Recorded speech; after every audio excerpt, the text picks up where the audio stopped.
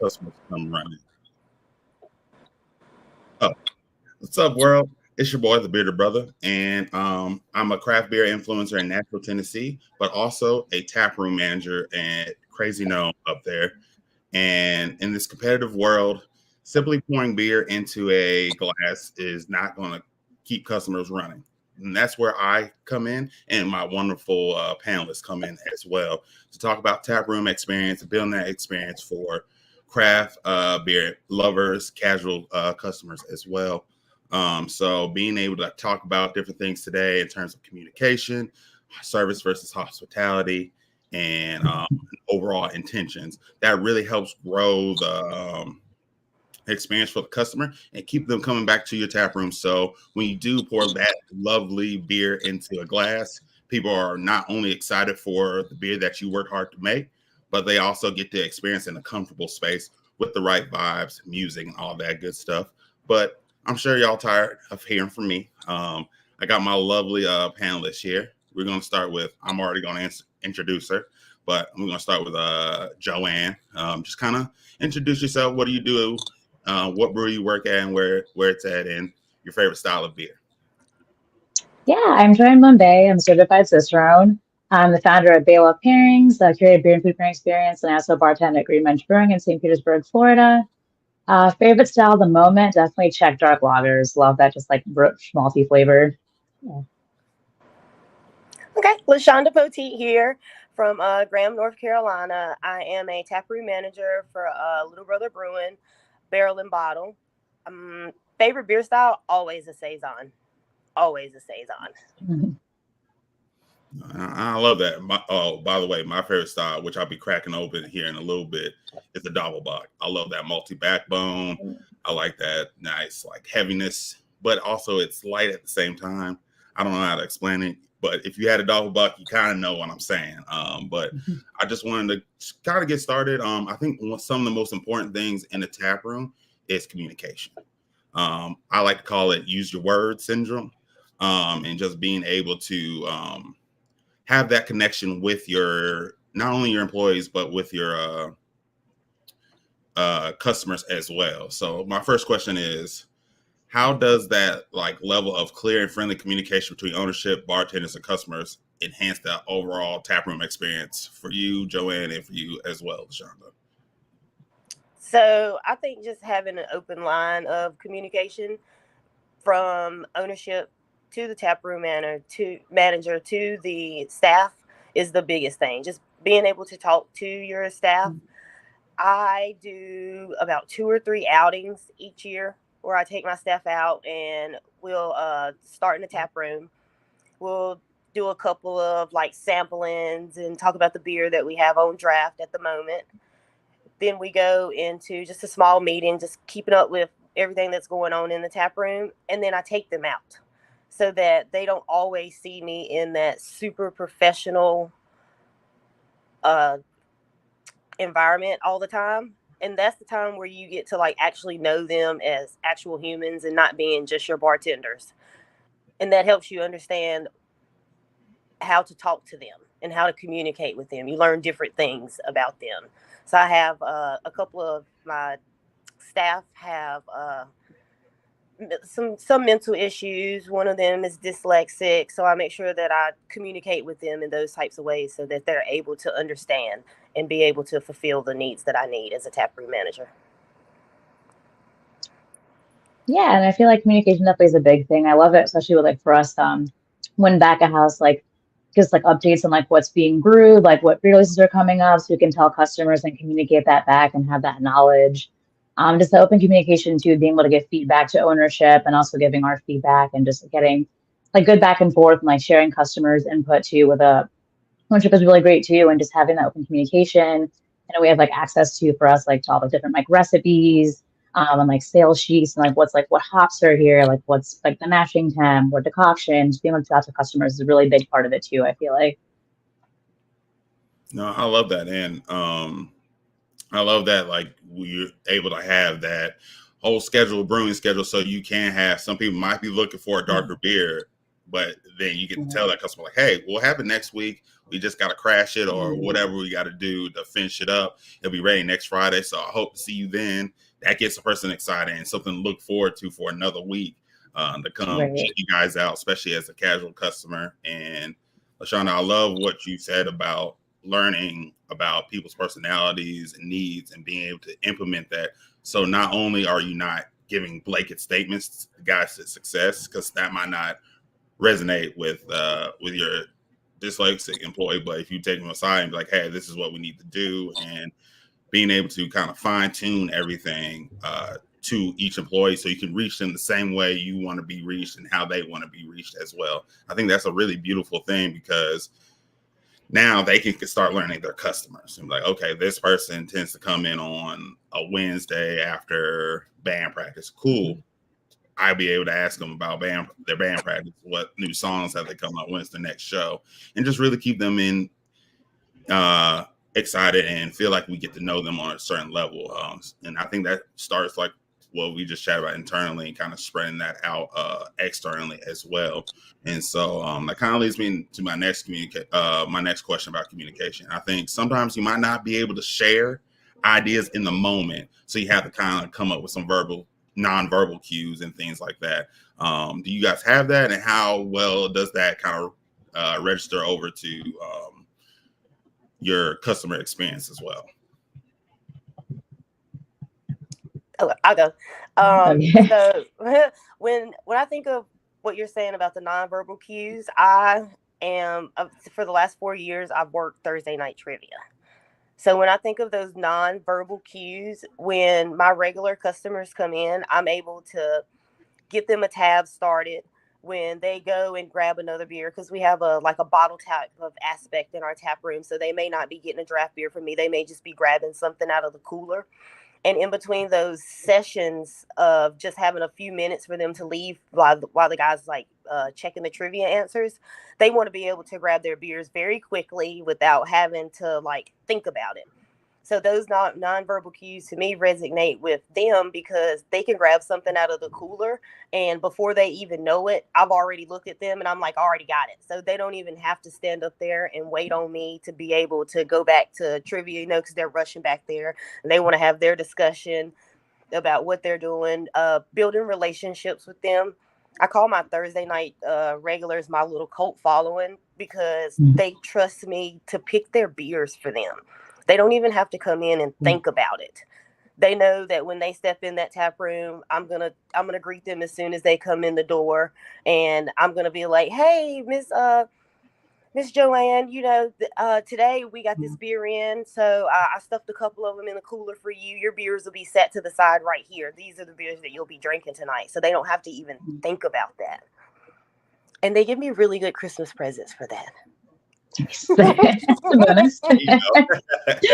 What? But yeah, it's just I think fun. Yeah, just to kind of add on top of that, I know, nonverbal cues, I definitely think of just being open to customers and having my back turned to them, home polishing glassware, facing customers and still being engaged and chatting. Just mindful to come in, greeting, waving down, be when the line's coming, just inviting, just kind of warm, just kind of ambiance, building that for customers makes a big difference.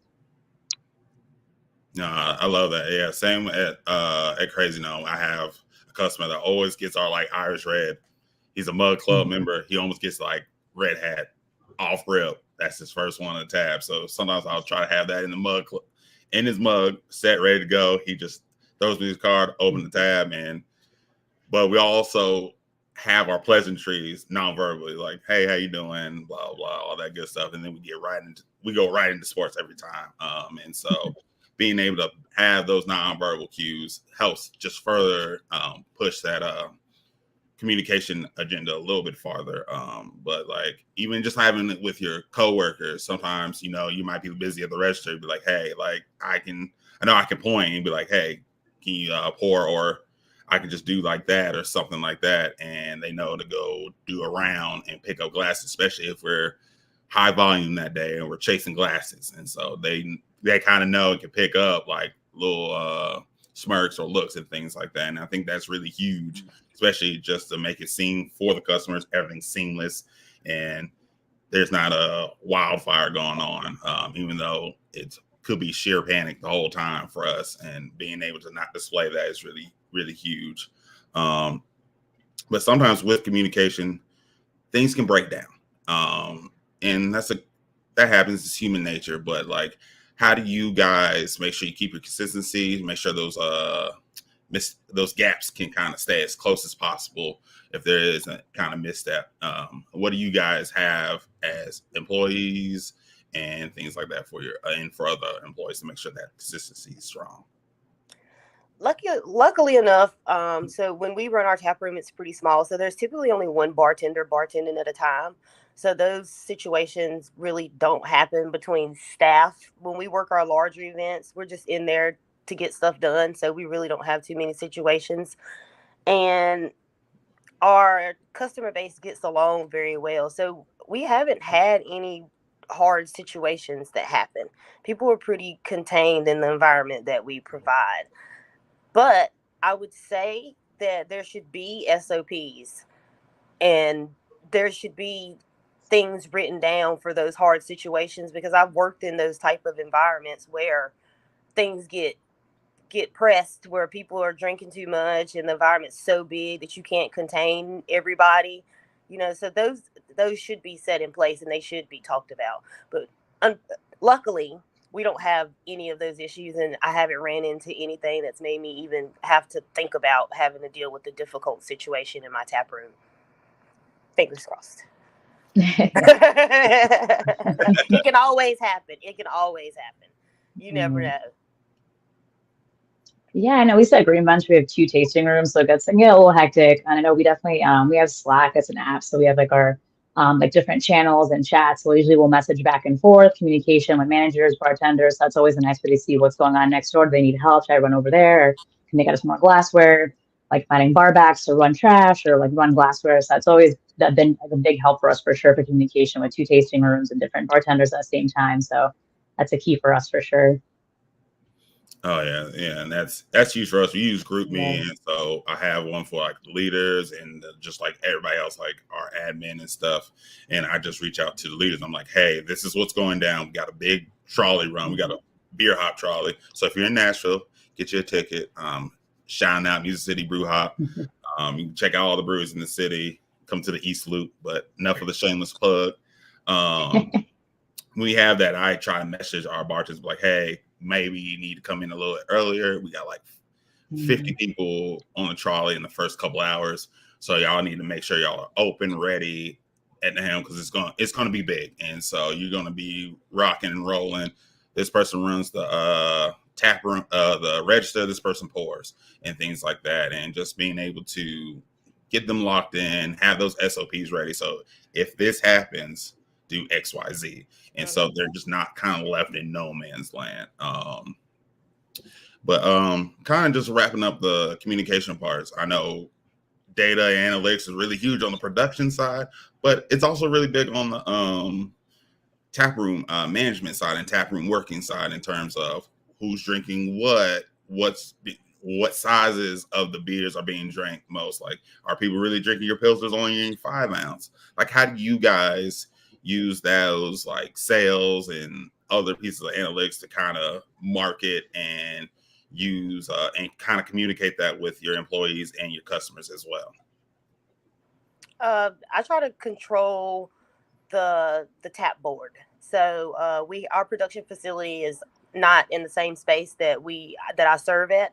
So when it comes to ordering those types of beers, I have customers that come in that they order cases of beer for me. So paying attention to those small things, what's leaving the shelf, how long stuff stays on the shelf, how long those kegs are being left on draft. As far as the sizes, we carry pretty much just one size, like just a half pour and a regular pour. So most people drink our full pours. We really don't serve a lot of half pours. And we just went into adding whiskey, so I control that. So making sure that I have those good bourbons and whiskeys on the shelf. Shout out to Uncle Nearest, because it stays on the shelf. Yeah, just having those things to make sure that everybody is getting something when they're making sure that everybody has something when they come into the tap room. even those non-alcoholic options, mocktails, all kinds of things like that. That's what I think of on the analytics side. Yeah, I think similar with us too. I know like certain seasons, like with baseball being in town, like a lot of like our lighter lagers definitely sell more with like that crowd. And definitely too like the non-alcoholic beers, or like if you have like parties with like more like younger people or like kids and stuff, sometimes like having all those NA options, apple juice, sparkling water, stuff like that. I definitely see that. And like just seeing what customers are ordering or asking for. And there are times we had like some releases and customers love it so much, they'll rebrew another batch of it and re-release it. So it's always good to have that information and share that back to the brew house to get them to produce more of those styles. No, I love that. And yeah, we kind of do the same thing. We do have flights, so we do 5-ounce pours. We do eight, like half pours, so 8 ounce and then 16. And so on our flight button, we weren't tracking the number of 5 ounces we were pouring for that. So we switched that over because now that we have those buttons available under the current beers on tap, I can go in and see the sales reports. I'm like, okay, our administered pills is selling well. Our strawberry margarita inspired Goza is selling well. Our lemon shandy is selling really well, and our Mice Among Lions IPA is selling really well. Why don't we do that as brewer's favorite flight? So if someone comes in not really sure what they want to drink, that's something you can suggest. And it's something quick, easy, and it, again, adds to that customer experience. They're like, oh, okay, like if they like it, I'm surely going to like it if it's what they've picked, even though it's kind of just manufactured by the customers. It's kind of giving that power back to the customers. But no, I love that. And like I always say, I love the use of words here and being able to communicate, like how important communication amongst everybody, even from the production to the tap room. But I'm gonna take a second, crack open a beer. Feel free if you have one on hand, open one. And like I said, Cheers. Cheers. I got my double block from Atrium out in Louisville. So shouts to them. Friends forever, sitting at 7%. So we're coming in pretty strong. So and I like that good communication because that adds to the next section. Is just like service and versus like hospitality and things like that. And so what are some things you guys have implemented or initiatives y'all implemented in your breweries to empower staff members to deliver exceptional hospitality moments and things like that for the customers?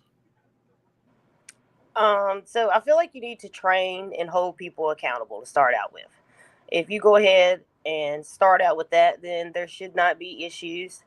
I've created checklists for them to be able to do their service. I feel like the hospitality is up to them. Like they have to know how to take care of someone, have a have a conversation, be able to talk to somebody, and then be able to come back and regurgitate to me and be able to let me know what it is that those customers may be needing, because I'm not there all the time. There's a story that I always tell. I used to work at O'Charlie's, and the cedar plank salmon was the most expensive thing on the menu. Do I eat salmon? Absolutely not. Did I sell that salmon? Absolutely did. Did people know that I didn't like salmon? No. But you have to sell it because that's part of your job right there. So I believe that you can give service and still give hospitality at the same time. Yeah, no, I definitely agree with that too. I know I think a big part of us, we have beer, cider, meat, and wine. So like our trainings, a lot of times we'll have like days for like a cider tasting, going through tasting notes and describing different ones. I just like just educating the staff on the different portfolio of products that we have is a big thing to actually sell that. Because we have people that don't drink cider, don't like wine, but you have to sell it though and explain it. So that's definitely a big part of it, just educating the staff to be able to sell the product and know what they're talking about and really guide different customers that are going to walk in the door. No, for sure. And yeah, I definitely agree with you guys on that. Especially when I train our bartenders. I try to get them not to say, I don't like this beer or it's not good, because that scares customers. They're like, oh, if you don't like it, why on earth would I not like it?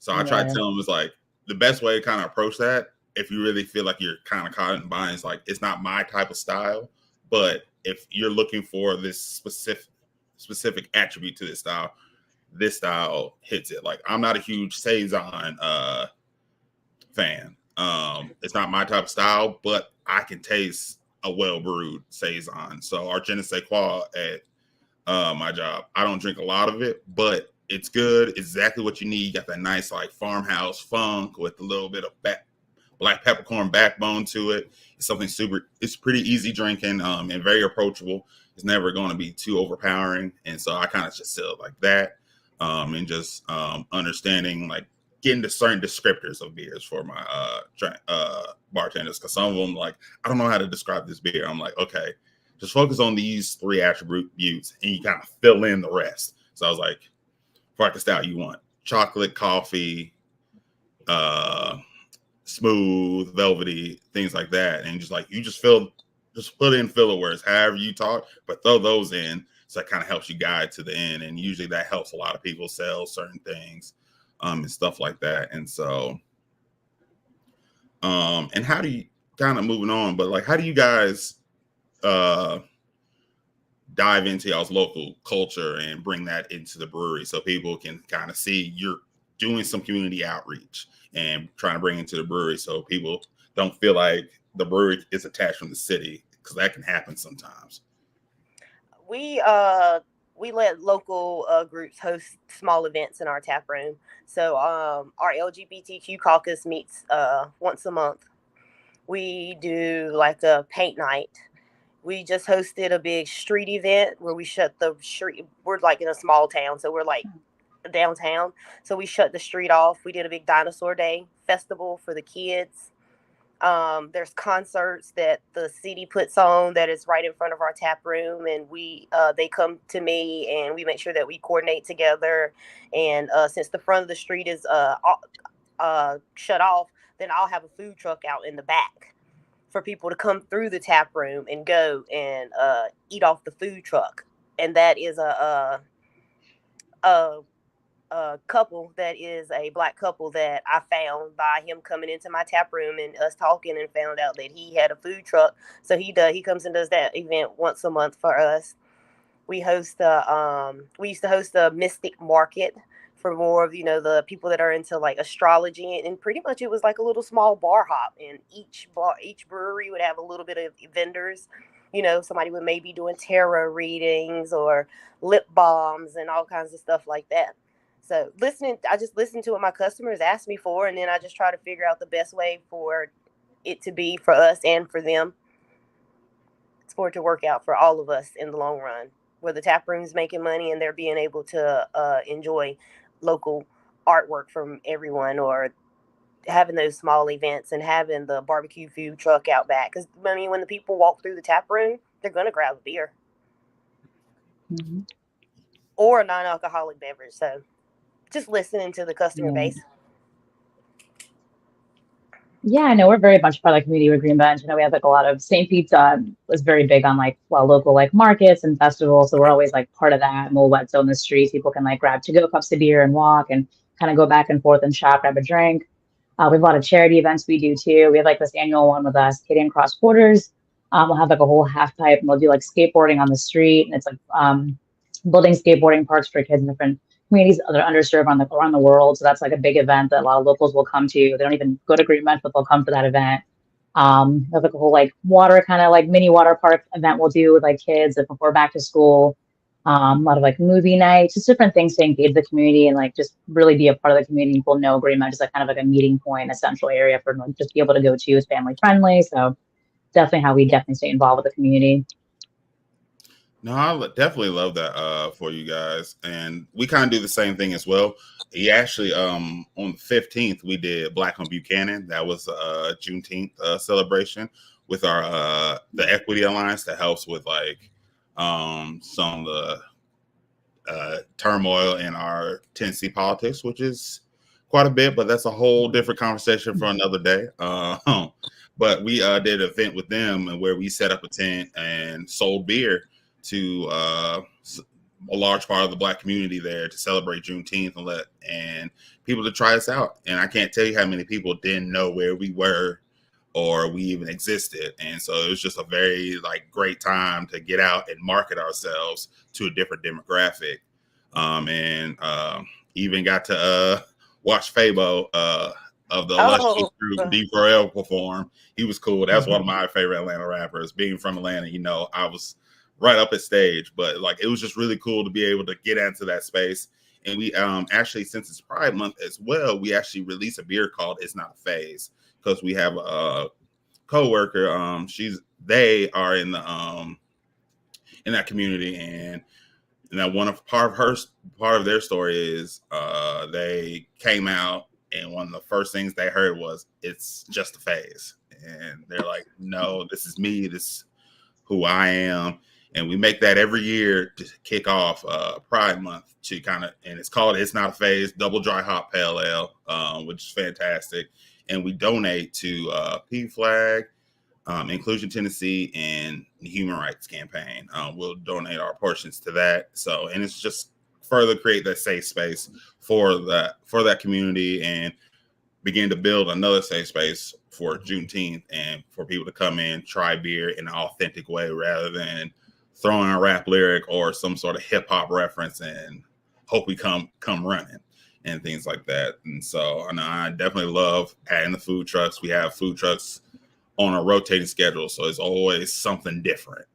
And so somebody wants German food, we got German food. Oh, you want wings today? We got wings. Yeah, we got a doner kebab truck. Shouts out to New Berlin. Ooh, that sounds It's good. that fantastic. sounds great. Yeah. Good people, man, and some fantastic food. They did a Father's Day schnitzel special with us, where it was Ooh. putting a beer for $25 for dads to come in. Had a couple. They're like, I just want some time to myself. I'm gonna get this schnitzel before I get caught up in all the Father's Day festivities and things like that. And so, just being able to ingratiate ourselves in our neighborhood and things like that has been really huge for us. And so we are connected as much as we're connected to the community as much as the community is connected to us. And I just think like my next question is like, how do we continue to be able to push that narrative that we are marketable to the Black community and things like that, and bring that community in? What have you guys kind of chatted about? What's worked? What's not worked? So I feel like as long as you try something and just listen to everybody, I don't feel like there's many things that I've tried that hasn't really worked, that people haven't asked me to do again, which is very good, which means that I'm actually paying attention to what they're really wanting and bringing it back into my tap room. So I've been really lucky with that.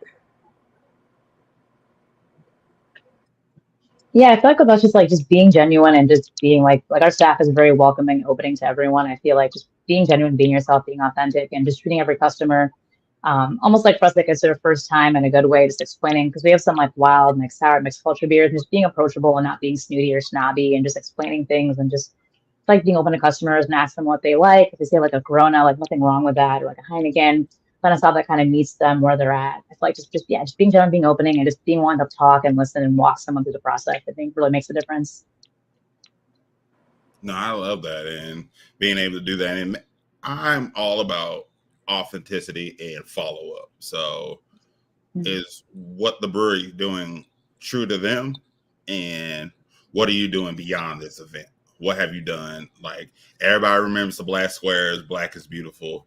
That's great, and that was awesome. But as we all like to say, it's like, and like, okay, you made this beer, and what else? What are you doing? Are you going to job recruitment fairs and sharing that information? Are you doing different markets? Are you trying to join in Juneteenth events? Are you trying to connect to the community? What is that follow up? And that kind of leads me to my last question about hospitality and service is how do you take that hospitality in the tap room and extend it beyond the tap room in terms of merchandise sales, online interactions?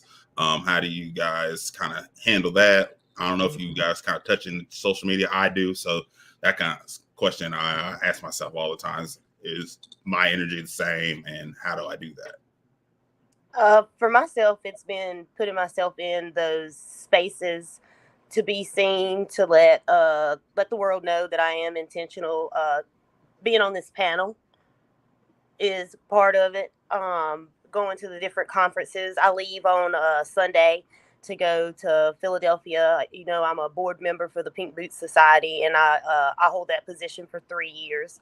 That is something that I'm very intentional to, making sure that women and non-binary individuals feel comfortable in this space. So we're hosting that whole conference. So like all of those events, all of that, the hard work, the dedication behind the scenes, making sure that my social media shows the things that I'm being intentional to, and that people know that it's just not my job. I really enjoy doing this, and I actually hope people see it and understand it and appreciate it. That goes for my customers, for the people that are watching this, the people that I meet day to day. I hate that I can't be in Atlanta with y'all. I'm having FOMO. It just wouldn't fit in my schedule with me having to be in Philly. But, just making sure that you're there in those environments and that you show up for yourself, so that your following sees that you're showing up for them as well. Yeah, I definitely agree with that too. I think just being in the community, and like I know that like Green Men's like representing in different like festivals and events we go to, and just showing our genuine hospitality, social media, like she said too, just like showing our products, like showing how much like we're so passionate about like everything that we drink and we make, and just the whole brand and like how we show up in the community definitely is a big part of that.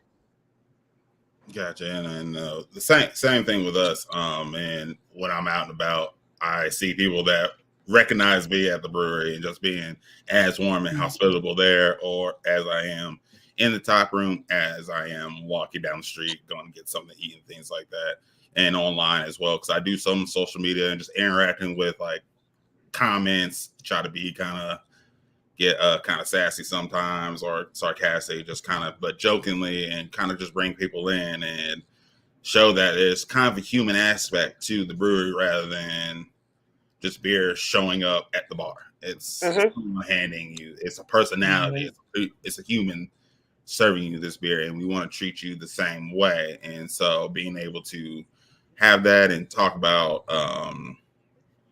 liking comments and messaging people, but like, because I will get messages all the time like, hey, do y'all have the such we will next week, and then following up next Friday like, hey, it's on tap, I know you asked about it, come on in, we got it, we're open, we're waiting on you, and things like that. And that kind of just adds to that. And LaShawna, you said a very key word that I love is intention. And I just want to touch on that before we get close to wrapping up. And also, people in the chat, feel free to ask questions, share comments and things like that as well. We'd love to chat with y'all too, because we see y'all and we appreciate y'all coming in today and listening to us talk about the taproom experience. But going to intentions, like how do you guys train for that, and what are some tips and tricks y'all use to make sure you're intentional in your day-to-day work? Just paying attention, making sure that what I say is what I mean, just not being, I guess more say the words, just not being fake, letting those customers know that I'm here to take care of them. Of course you're going to have a bad day, but you can tell them that, hey, I know I'm usually pretty bubbly, but today I'm not having a real good day. I apologize. I'm not as engaging today. And they understand, because some days they come in and they're feeling the same way, and they may not want to have a conversation with you. So that goes back to what we said in the beginning with those nonverbal cues, paying attention, realizing what's going on around you. If people want to sit at the bar and have a conversation with you versus going sitting at a table, they maybe if they're having a meeting in the back and there's not a lot of people in the tap room, hey, would you like me to turn the music down for you just a little bit? We have board games in the back, just going above and beyond. Yeah, and I feel like with intention too, definitely I feel like engaging with customers, like just beyond the point of sale, and like we're like, how's your day going? Like a lot of tourists will come to like our brewery and like give them recommendations for restaurants, like where do they want to go? What are they doing? Just having that like openness and really engaging with the customers. Then going above and beyond, like we have a huge bottle cooler selection, and customers will ask questions and kind of guiding them through like, oh, you like this style, you might like this instead, or just kind of show them other things they might like after that. Just really continuing the conversation before that point of sale and just really being just engaging, really present. No, I definitely agree with that, and just being able to know what the end goal for you is. How I kind of build my intentions is like, what do I want to get out of today?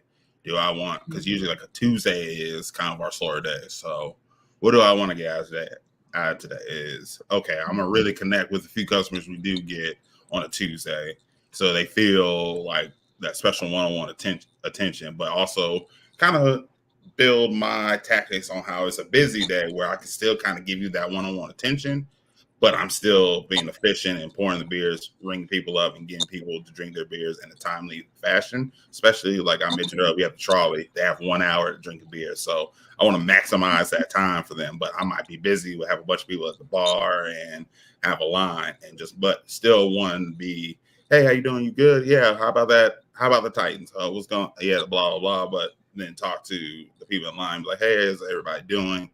But I'm still being warm and pushing to give that same experience as I would at the first person that's been here 45 minutes to the person that's been here 45 seconds.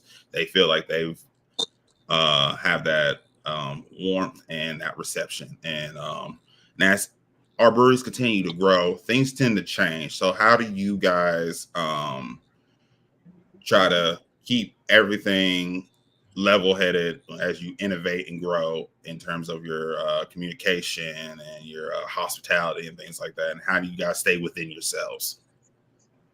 So just we do meetings, communication. We're getting ready to add we're adding like a little small sandwich shop in our tap room, making sure that we're adding those things to the tap room for people. So we used to do live music in that event space, and it had slowed down after COVID. So we decided that adding food would be the next best thing, because that's what everybody asks for when they come in. You guys don't have food. You guys don't have food.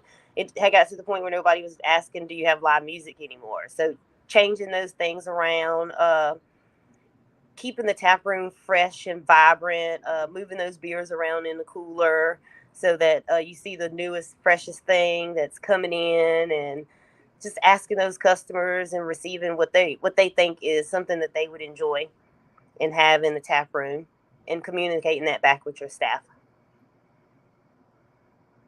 Yeah, I feel like a big one for us too, just like collecting customer feedback. A lot of things, like even like with our merch, like people requesting like different T-shirts or tank tops or hats, and like giving that back to like our merch person, and just seeing what customers are asking for. With like you talked about foods, we've like had more food trucks recently because of that, and even just like hours sometimes will change, or different specials, or even glassware and types. So just really collecting that feedback and constantly having that communication, and also just as staff too, like talking to management, like what we need and that could be better for just overall process of changing SOPs.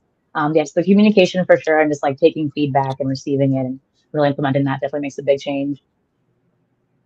No, I love that. And yeah, and saying kind of just same here as like being able to have those meetings, because we're the same owner of Crazy Gnome. We're actually getting ready, and like we just had our first soft opening. We're opening a cidery as well. So that's going to be June 29th is the grand opening. They have a couple days of soft opening this weekend. Unfortunately, I won't be able to make it, but it's definitely something I want to check out. But even with that, it's really intentional on having communication, understanding what our inventory levels are, and understanding what is needed in both tap rooms, and even to the point where I intentionally made a meeting with the other tap room managers, because they're going to have to carry some of our beers, but we're also going to have some of their cider at the brewery.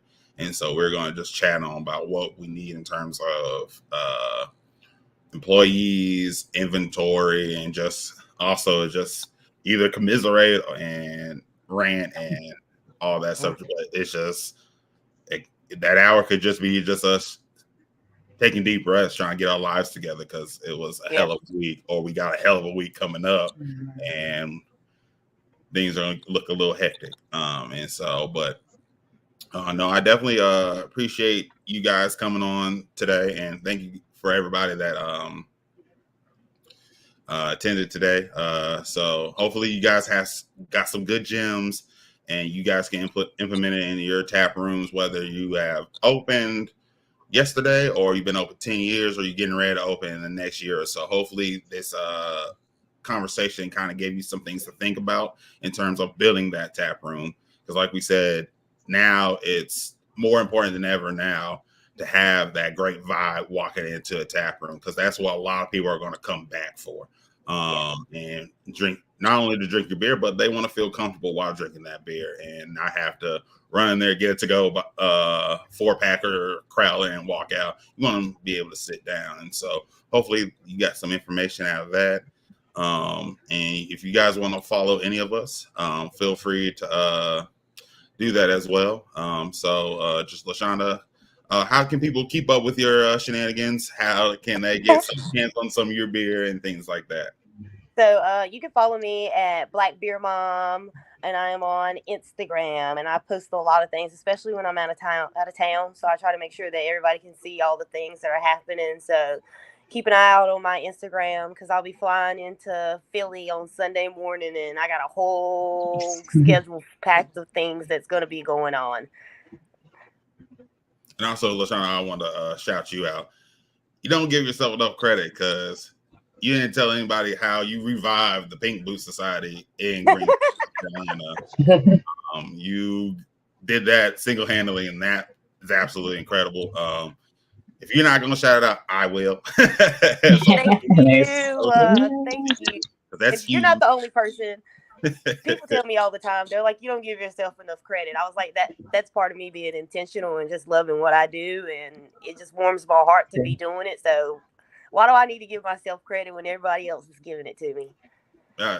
Fair. I always give people, in case you don't hear it again, the Bearded Brother definitely is pouring one up for you all the time. I love what you do on social media, so I want to make sure I give you flowers when I can. Thank you. Stop. You're going to make me cry. Attention, baby. Yes, it's coming right here. Quit it. Let that thug tear out. It's okay. And for you, Joan, well. Yeah, you can follow me on Instagram. I'm on bayloves.beer, so bui.loves.beer. I'm always posting about food and beer pairings and stuff. And I have my other Instagram as well, Baylove Pairings, do beer and food pairing events. So yeah, give me a follow. And definitely shout to hang out with Chris. I do, yes. Shout out to Chris, Al Green. He's wonderful. Yeah, he's a great mentor for me too. He's wonderful. Yeah, I gotta get down to St. Petersburg, because y'all look like y'all got a dope situation going on. And shout out to you, Joanne, as well. I see what you're doing on social media with the food and beer pairing. That's like my heart. I love being able to pair beer with food, because it just gives beer a different level of depth that it deserves to get. That it doesn't, like, especially when you like talk about wine and things like that. So I love what you're doing. I love the content. I love that y'all are working on your system room journey. Little known fact, I'm trying to work on mine, and y'all too. Yes. Like Barry Godmother, Beer Fact Fridays. Shout out to her. I know she's great, but I think she should be there. She's here. Yeah, I'm definitely gonna shout her out. And I just definitely wanted to share my appreciation, my cheers to you guys, and make sure I give you flowers and things like that. So I love what you guys are doing. So y'all heard them. Black Beer Mom, aka LaShonda. Follow her. They loves beer. Miss Joanne, make sure you follow her. As always, you can follow me. I'm the Bearded Brother. Like I said in the beginning, but some people call me Kramer. So you can follow me on Instagram, Facebook, all that good stuff. And check out my website as well. I got some blog posts and my podcast. I'm getting ready to start shooting again for my 5th season. So I'm super excited for that. And just bringing people in with craft beer in a genuine way. And of course, I always say, like I close out all my videos and my podcasts, grab your friends, some good ass beer. As always, drink up. Cheers. Cheers. And thank you again, Crafted for Action. Crafted for Action. Love being first. So I got to set the bar high. So Good luck, other panelists. Y'all got this. Yeah.